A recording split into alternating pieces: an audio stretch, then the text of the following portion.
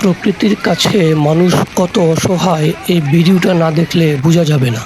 ঘুরতে গিয়ে একই পরিবারের ৯টি প্রাণ কিভাবে ঝরে গেল, পানিতে ভেসে গেল, তা দেখতে হলে এই ভিডিওটা পুরোপুরিভাবে দেখতে হবে।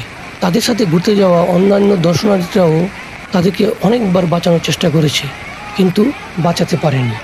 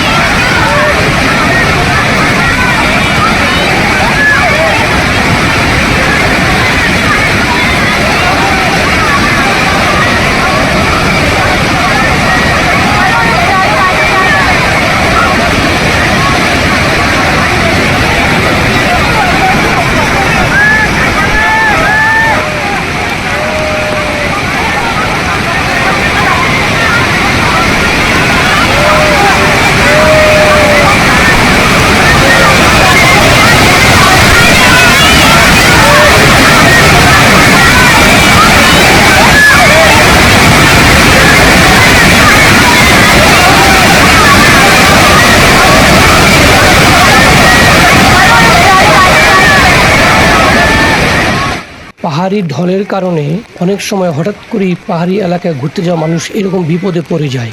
ঢল থেকে পানি যখন স্রোতের মতো উপর থেকে পাদদেশের নিচে নেমে আসে, তখন এরকম পর্যটক এভাবেই জলের পানিতে ভেসে যায়। এবং এই ভিডিওতে দেখা যাচ্ছে যে ঘুরতে আসা একই পরিবারের ৯ জন তারা পানির এরকম অসহায়ত্বের মধ্যে পড়ে গিয়েছিল। তাদের সাথে ঘুরতে আসা অনেক পর্যটক বা অনেক দর্শনার্থী শত চেষ্টা করেও তাদেরকে আর বাঁচাতে পারেনি। একে একে তারা ভেসে গেল।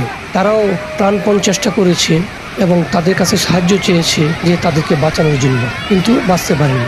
এই ৯ জন মধ্যে ২ জন ছোট শিশু রয়েছে। এই শিশুগুলাও তাদের সাথে ভেসে গেল। প্রকৃতি কত নিষ্ঠুর, কত নির্মম, কত ভয়ঙ্কর হতে পারে এই ভিডিওটা না দেখলে বোঝা যাবে না।